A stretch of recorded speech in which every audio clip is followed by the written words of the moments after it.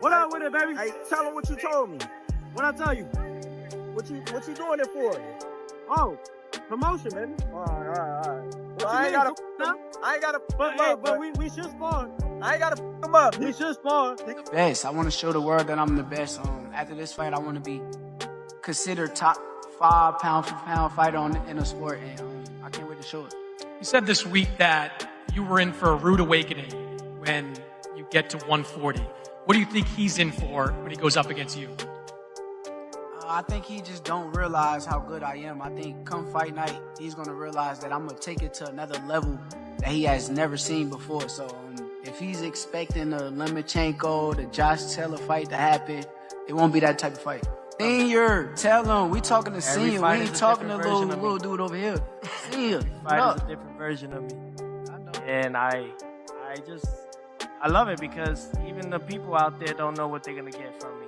And that's the beauty about it. He could be studying, he could be doing a lot of things, but he's not going to know till the day of the fight. Terence Crawford has confronted Teofimo Lopez with a serious warning, making it clear that underestimating Shakur Stevenson would be a huge mistake. The sky is the limit with Shakur. He got the boxing skills and the ability to, do whatever he wants in the ring. And it's going to be very hard to beat Shakur, with the skills that he possesses and the smarts that he has, and given the opportunity, I think he can pose a great threat to everybody in the division. I look up to Bud a lot. Honestly, he one of the realest dudes that I done met. He's still a normal person in his head. Like, he don't believe that he's above everyone else. That's how I feel about myself. You seen me around a lot. Don't act like you ain't seen me around them days. He said that. Bud, come on.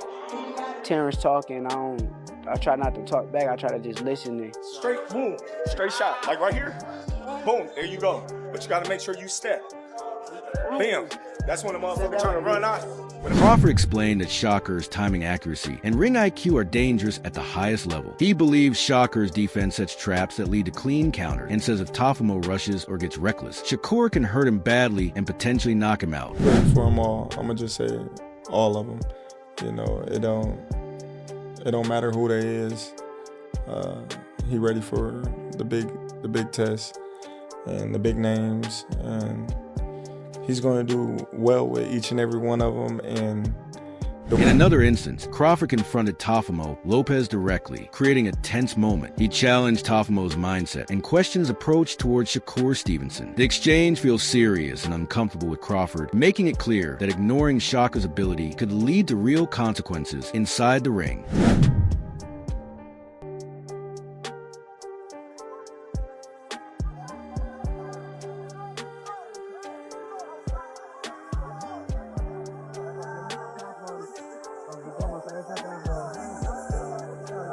Terence Crawford confidently said that Shakur Stevenson will show the world exactly what he is capable of when the moment arrives. He believes Shakur's discipline, timing, and defensive awareness separate him from others at the top level. Crawford explained that once Shakur is in the spotlight, people will clearly see his skill, patience, and control and understand why he is considered one of the most complete fighters in boxing today. He also talked about his previous fights. Excellent. He was sharp. He was letting his hands go. He was standing in the pocket more. He probably got hit just a little bit too much because he was trying to please everybody that's saying, oh, he can't do this, he can't do that. I talked to him and told him, just be yourself. Just keep winning. It doesn't matter what the naysayers say and what the people that's having certain agendas against him. Dan Kinobayo and Chris Algieri break down Teofimo Lopez versus Shakur Stevenson by focusing on business and boxing angles. They explain that Matchroom controlling the Joshua card makes a PBC crossover unlikely. They believe that if Teofimo loses, Shakur stays at 140 and does not return to 135, which usually never happens. The analysts see 140 as a fun and deep division. They agree that Shakur struggles least against brawlers and needs counter punchers to be tested, making some fighters fights unlikely despite fan interest. Over the Joshua card, so therefore we're not going to put a PBC fighter on it. Anyway, Gary Antoine, I mean, all these fights are good. Like, if Teofimo ends up losing to Shakur goes into this mix, and I do think Shakur will stay at 140 for a little bit. So, and you also have I think he stays from now on. I don't think he goes back to 35. Yeah, it's very rare we see these guys go down after they go up. You got to add in Shakur. You got to add in Pitbull Cruz. You got to add in Lamont Roach. There's some other good names on 140 as well. But yeah, I would say Smith presents something to this puzzle at 140 is that he's from England and he can sell over there. And if you're Hitchens, who's not the biggest ticket seller here in New York, and you want a unification, you think you can beat Dalton Smith, you might have to go overseas to do it, where you can make a lot more money. Gary Antoine Russell versus Smith stylistically is great. Shakur versus Dalton Smith is stylistically great. Shakur, it's just a fun division. I don't want to see that. What? I don't want to see Shakur and Dalton. I put that one at like 1% chance of ever happening. I don't want to see that. Even though, like, you don't think Smith presents like he's more of like would be the brawler in the Shakur scenario? I know he would be. Yeah, that's the Shakur worst style to fight wildly... Shakur. It's the worst style. You have to counterpunch Shakur, just like with De Los Santos. He was the guy who gave Shakur the most trouble. Cepeda gave Shakur the best, most aesthetically pleasing fight, but not that Smith's going to throw 100 punches around. Completely different style, though. Cepeda and Dalton aren't. You can't compare them. That's apples and oranges. Yeah, no, I don't know. But in terms of a guy coming forward. But is Dalton really that guy? Analysts argue the size difference could change everything in a Shakur Stevenson versus Teofimo Lopez fight. Shakur is naturally bigger with a longer frame, wider shoulders, and a stronger base, despite Teofimo being the champion at the weight. Moving up has not reduced Shakur's strength or control, and his body looks settled at 140. Analysts point out that size is not just about weight, but about leverage, balance, and how a fighter carries mass. Shakur's height, reach, and composure allow him to control distance and slow the fight down. Teofimo relies on explosive moments and power bursts, which become harder to land cleanly against a bigger, disciplined defender. If Shakur uses his size to lean, control space, and wear Teofimo down, the fight shifts dramatically. Shakur Stevenson is bigger than Teofimo Lopez, despite him moving up in weight, and despite Teo being the champion.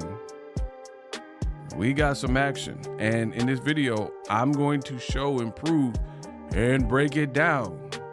I'll make it make sense in this video. You got to stay to the end. What up, Fight World? It's your boy Ego, and I'm back with some more boxing. Ego Weight Watchers, aka EW, where I give you a look into the fighter's lifestyle before, after progress pics, especially when they have an upcoming fight.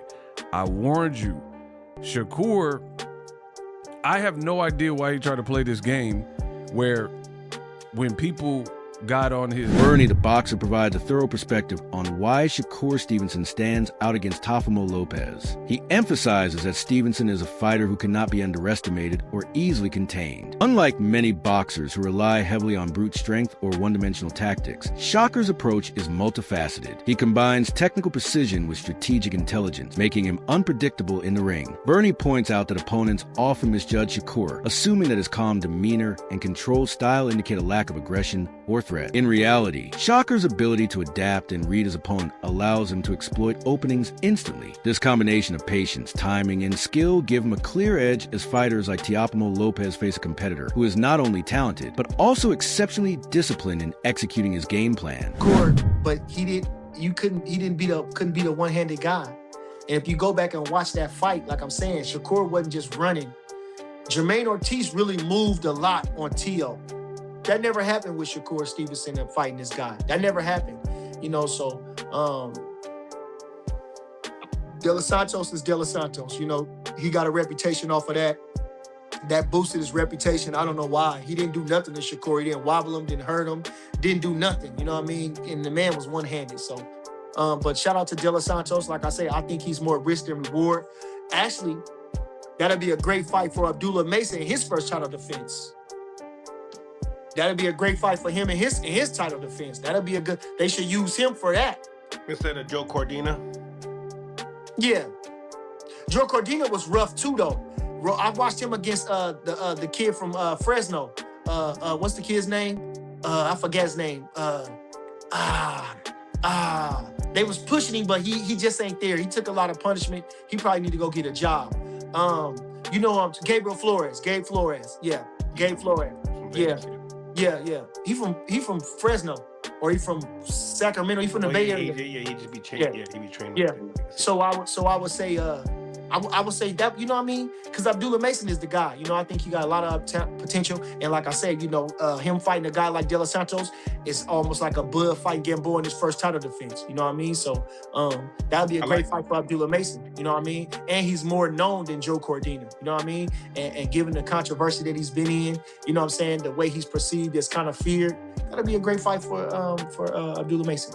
Damn, my boy Bernie said that's like Gamboa versus Crawford for his first title defense. That shit is fire. Yeah.